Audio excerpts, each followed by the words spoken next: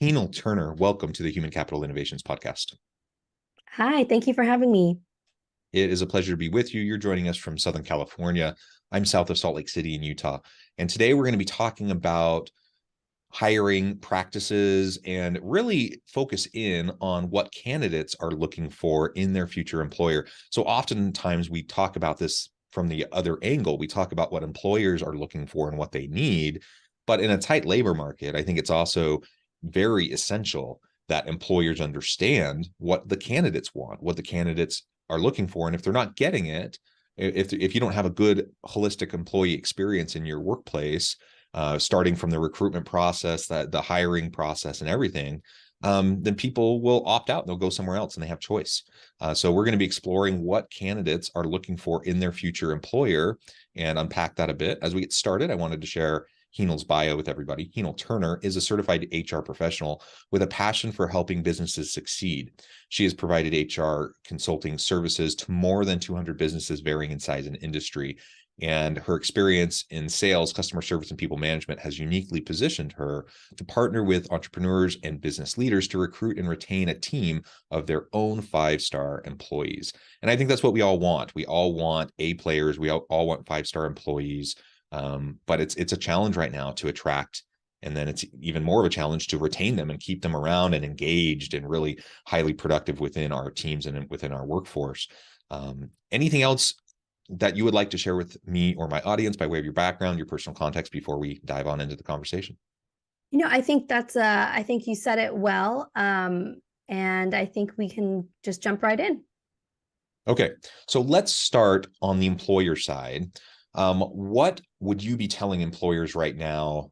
What is like the top few pieces of advice that you would give them as they're going through the hiring process if they're looking to hire great people? Two things really come to mind. One is, you really, as an employer, you really need to be, very specific and intentional with your recruitment process. So, be very specific in the details of your job posting and be clear about what it is you're looking for in your candidates and what expectations you have for them.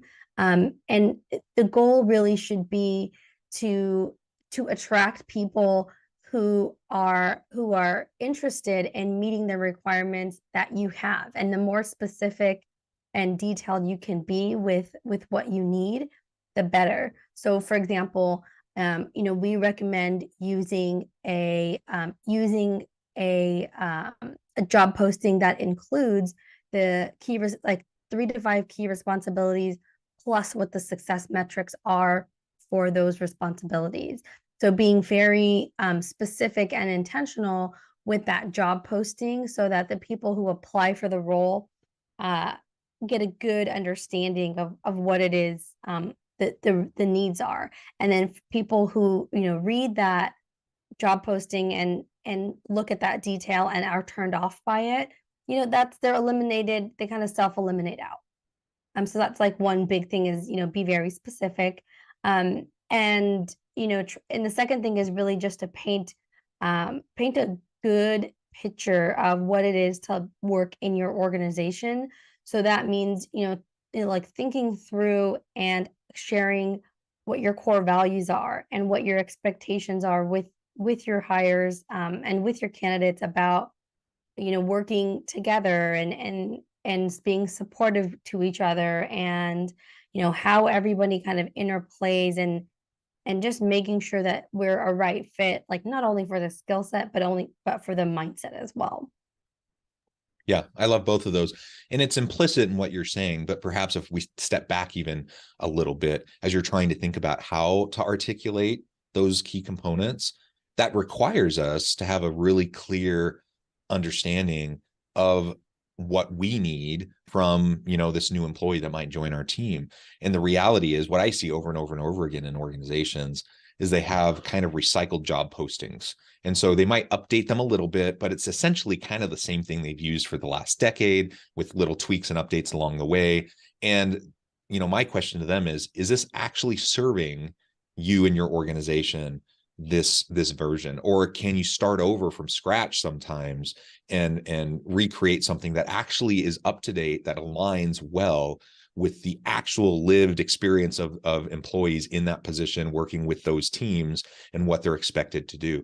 There's so often a mismatch between what the posting is and says, even when it's detailed, and what the organization or the hiring manager actually needs and wants. And it's because they just don't even take the time to update things and to make sure it's well aligned. So if we want that alignment, we want to make sure we're actually actively seeking out the right people with the right fit, with the right skill sets, competencies, and capabilities. That means we need to do our work up front, in terms of job analysis and just understanding what's actually needed before we get to the point of actually recruiting for that position. Otherwise, it's almost inevitable that we're going to end up with a mismatch unless we just get super lucky. Right. And another another trend that I find with mishires is does start from that job description and that initial hiring process or recruitment process, where you see the person who's interviewing candidates, prepping for the interview a few minutes before the person walks in, right? Or Googling interview questions, or Googling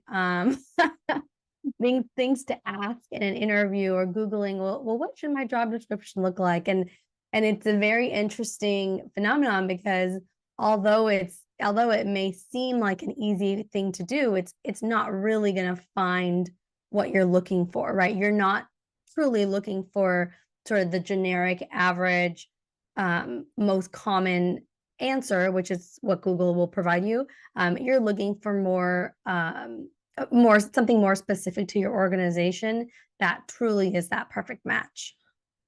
Yeah, it just like we tell job seekers that you need to tailor your cover letter and resume to every job, right? Same thing. Like if you're an employer and you want to actually hire for good fit, you better not just be randomly Googling and trying to find generic postings or generic interview questions. You better be a little bit more sophisticated than that and be able to tailor specifically to your organization, your context, your needs. That does take more time and more work. And so that's why it often doesn't happen, because people are busy and they're doing 1,000 things. And oh, by the way, yes, now I have an interview I need to do. Okay, I got 5 minutes. Let me do something real fast. I understand why that happens, but the decisions that we make in terms of bringing people onto our team, those are big, far-reaching decisions that cost the company a lot of money and will either help aid in the overall team dynamic and productivity and innovation of your team and bringing value to the market, or it could severely hinder your ability to do that. And so you want to get it as right as possible. It's never going to be perfect all the time, but if you are thoughtful and strategic and planning in advance, that can take a lot of the guesswork out of it, and it can make sure that you have that alignment that you were talking about a few minutes ago, which I agree is so important. Something else that I would just say in relation to this, as we're thinking about that job analysis step and creating the job description and making sure there's that alignment and clear articulation of what the key metrics are and their key responsibilities, I think it's really important to be thoughtful about required versus desired qualifications. We artificially eliminate a huge number of potential people in the candidate pool depending on how we articulate that. And there's a lot of research on this. So let's take, for example, if we just look at gender bias and we look at gender differences, men will tend to, if they see a posting that's interesting to them, and again, this is a generalization, but generally speaking, if men see a position that's interesting to them and they check the box on, say, 40 to 50% of the required characteristics or competencies, they'll say, yeah, I'll go ahead and throw my name in the hat and see what happens. Women, on average, they need to be able to check the box on 90+% before they even feel like they can apply. And so if something is actually really required, by all means, put that down. But if it's not actually required, don't list it. Maybe put it in suggested or recommended qualifications or whatever, but don't require it, because we know that that's going to eliminate a lot of potential female applicants. And then if we talk about like women of color or other diverse populations, they will end up self-selecting out before you even get to have the chance to interview them. So if we're trying to cast a broad net, and have this big funnel to bring in good people, let's make sure that we're doing what actually makes sense around those requirements. Another one that is kind of my own little pet peeve is it really bugs me when organizations have some arbitrary number of years of experience on a particular competency, because I'm like, what does that actually mean? I could have 5 years of crappy experience doing XYZ. That doesn't mean I'm any more capable or qualified than anyone else. It just means I have 5 years of crappy experience. Whereas you could have someone who has a year of awesome experience, someone who's a self-starter, who's a learner, someone who's willing to, has passion and energy and is willing to put in the work to do it well. I would, every day of the week, I would rather have that second person than the first person. Yet because of the way we set up our systems, a lot of times we give preference to those other people who actually aren't going to help us succeed. So we need to just be thoughtful about all of that. Yeah, and it's another thing, like, when I'm explaining your sort of when we talk about, basic, qualifying questions and kind of entry point into sort of the real, like, the pool of consideration, you really have to think about, like, what's the minimum level of education or experience necessary. And a big, I think, point of confusion is people, or a lot, probably a lot of business owners or managers look at the people on their team and they say, okay, well, this person has, 15 years of experience, but they've been working for you for 10 years. So I need somebody who has 15 years of experience. So for instance, and that's just not the case, right? You have to think about what the job is and really understand if you need any experience at all, or if anything is trainable, right? Especially when it comes to like systems. Like, you don't need experience using this, or this. You could probably train somebody in that. So you have to like distinguish between what it is you want. And oftentimes, people just take something that they found on Google, or to your point, something that they used 10 years ago, and just, change the date and be like, oh, here we go. And they wonder why there's no candidates out there. And it's like, well, I mean, there's candidates, but every job posting is exactly the same. So yeah, or the other thing happens. So you either have this generic posting that doesn't actually fit the current needs. And then you have people that go to the other extreme where it's so detailed, where they have so many requirements that you're like, what person actually fits this? Like, this is like the unicorn kind of position. That if you think you're actually going to get a decent pool of candidates with all of this long checklist, wish list of things that you think the ideal candidate would have, well, guess what? Like, good luck. We're not in fairyland. You're not going to get that person. And so we have to have a reasonable level of like specificity and clarity and alignment around what we need, but also not overly restricting and limiting ourselves in the pool of potential candidates we can get. And all of this gets communicated initially through that job posting. Once we get past that, then you start, hopefully you have a good screening process, a good interviewing process, all of those things, and then eventually a good onboarding process and such. Let's switch the script a little bit now and look at it from the other point of view, from the candidate point of view, because again, today it's a tight labor market. So potential employees and potential workers, they have more power, they have more voice, they have more options. They can go a lot of places, especially if they're talented and skilled. They have a lot of options, and companies are really fighting over these people who are really great. So what do you see? These top candidates, what are they looking for in this future employer? Because just like in an interview process as an employer, I'm interviewing somebody that might work for me. Hopefully there's a good fit. But on the other side, and I tell my students this all the time, you are interviewing the company just as much as they're interviewing you. And you are looking for a fit also, because you don't want to pigeonhole yourself or have your career derail because you end up working for a crummy boss for a crummy organization. So it does go both ways. What types of things do you see candidates really looking for in their future employer? So there's two main things that come to mind.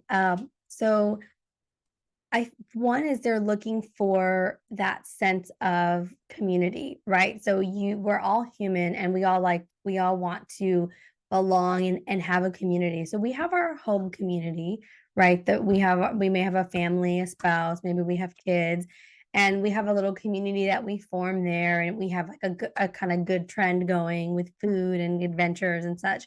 And then we have our, college friends that we occasionally talk to, but there's this connection there that is kind of a lifelong connection. And now, we're looking for our work community, and we're looking to have a best friend at work and another community that we're part of. So that's one area where, people I think are looking for the right people to spend their time with. And I feel like, especially now, post COVID, people, had a little bit more experience spending maybe more time with their family, and maybe they saw that their community at work wasn't as awesome, and maybe not worth being away from their other community. So let's see if we can find something that's a better fit, right? Let's see if there is something out there that works a little bit better for me. And then the second thing I think, they're looking for is they do want to, it's this sudden, epiphany that, wow, time is limited. Time is something that I do need to value. Should I really be doing something that I absolutely love? And the truth is, yeah, probably. So they're looking for a little bit more of a better fit. So like I've had several conversations over the last few weeks where, you know, this a friend that I know said, my boss told me that if that we may be calling everybody back into the office. Like it may become a mandatory thing over the next like month or so.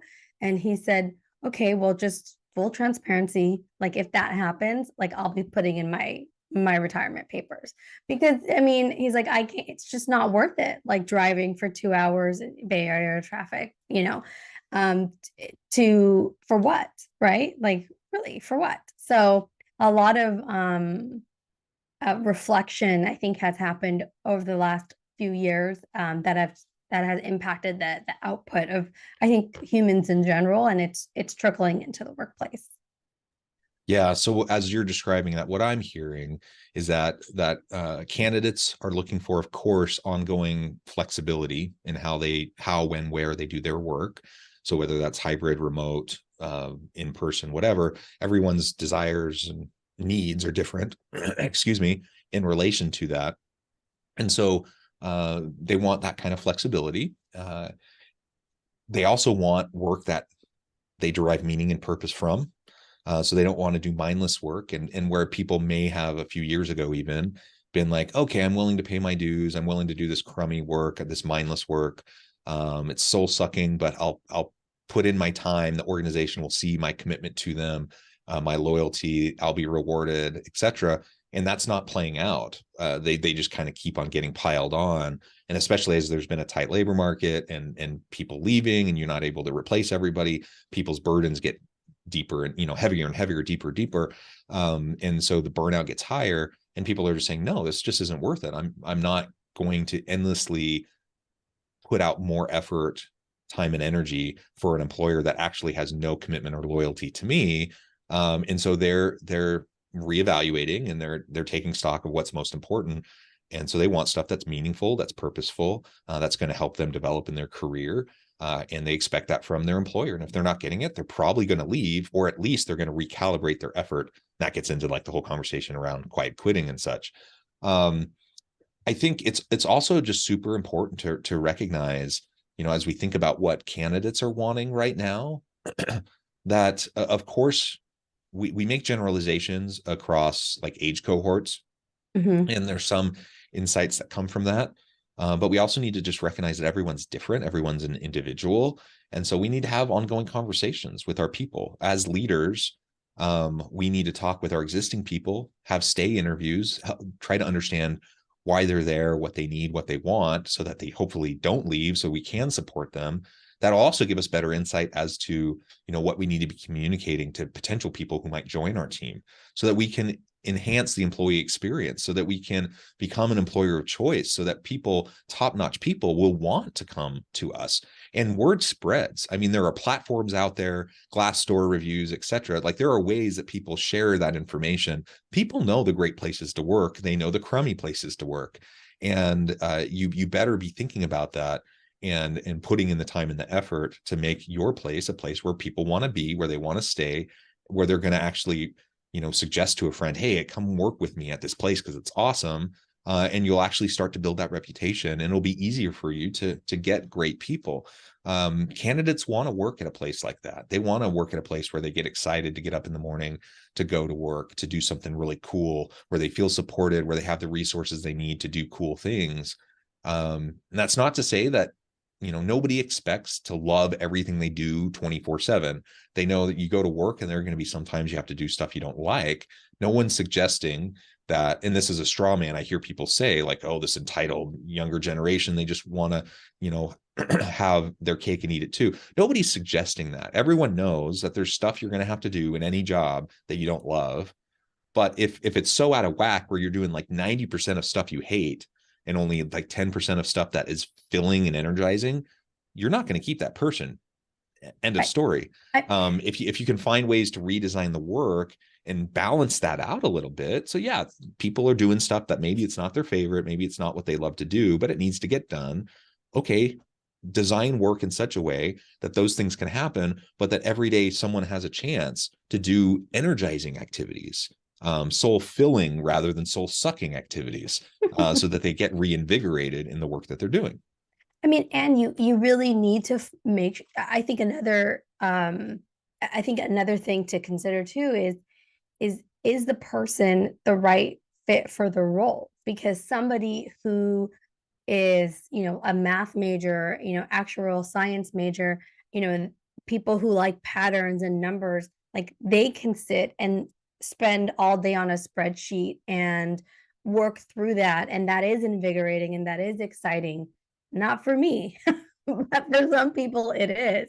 So if you have the wrong person, and if you have the right person, but they're in the wrong seat, you're gonna struggle, and it's gonna be a mismatch. And to your point too, you can't overwhelm the person and give somebody who loves numbers and spreadsheets and such, and put them on a sales call and be like, oh, you're also going to be responsible for sales.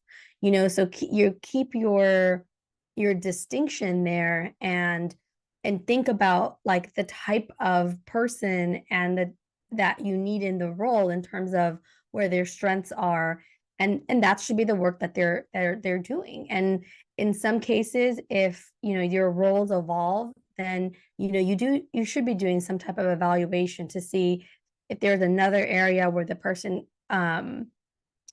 might be a better fit. And if it's not a good fit, then that's okay too, because I don't think putting somebody completely out of their preference zone is the solution, because it's going to inevitably lead to an unsatisfied person, right? Yeah, absolutely. So ultimately, let's again think about the needs of the individual, have that open communication. And this isn't, I guess, part of what I'm hearing you say, and what I also am trying to reinforce, is this isn't a stagnant thing. It's like, okay, we have a job, we have a posting, it's going to be adjusted slightly over time. We're going to hire a person, they're just going to do these things, and that's just going to stay the same. That's not the world we live in. Like, things evolve rather rapidly. And so if we're not doing regular analysis and redesign of work and realignment, then we're going to end up with mismatches, even if the person hired for the position was a perfect match 5 years ago. That doesn't mean they're a perfect match today, or in a year from now. So we need to constantly be thinking about that, and the shifting and evolving roles and duties and tasks that people need to perform. And yeah, let's give those people that are data wonks, let's give them more opportunity to do the data stuff. Those people who are people who are salespeople, let's give them the opportunity to do those things, while also perhaps reinvesting in our people, so that they're getting the reskilling and upskilling attention needed so that they can grow into a shift, perhaps an evolving role or a shifting role or new opportunities. I'm an introvert. I'm not a salesperson. I'm passable. Like I can have those conversations with people. I can do things reasonably well, but I'm never going to be a great salesperson. I know that about myself. I need to be passable. I need to be competent, but I'm never going to be great at it. So let me focus on the areas of my strengths to make those even stronger. Let me reinforce the areas of my weakness so that I can at least not be a detractor from other people. And then look for alignment. And if you're investing in your people, if you're helping them to develop themselves, that's also going to help you bring more meaning and purpose into the work that they're doing, even if they're doing stuff that maybe they don't love right now, because they see that there's going to be future opportunities because of these new skills that they're developing. This is the world of work that we're in. This is the world of work this is the reality that we're in, that we have to respond to if we're going to attract and retain really great people. Well, this has just been a great conversation. I note the time. I need to let you go here in just a minute, but before we wrap things up, I wanted to give you a chance to share with the audience how they can connect with you, find out more about your work, and then give us a final word on the topic for today. Sure. So if you would like to contact me, please send me an email, and you can add my email to your show notes. You can also text HRCI to 411-321.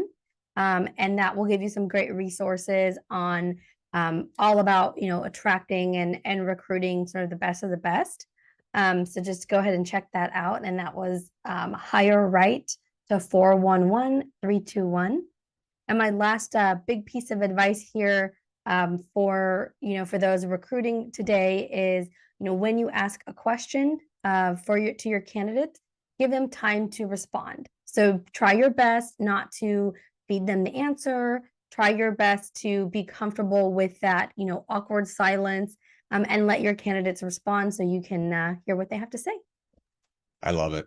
Thank you so much. It's been a real pleasure. I encourage my audience to reach out and get connected, find out more about what Heenle can do for you. And as always, I hope everyone can stay healthy and safe, that you can find meaning and purpose at work each and every day. And I hope you all have a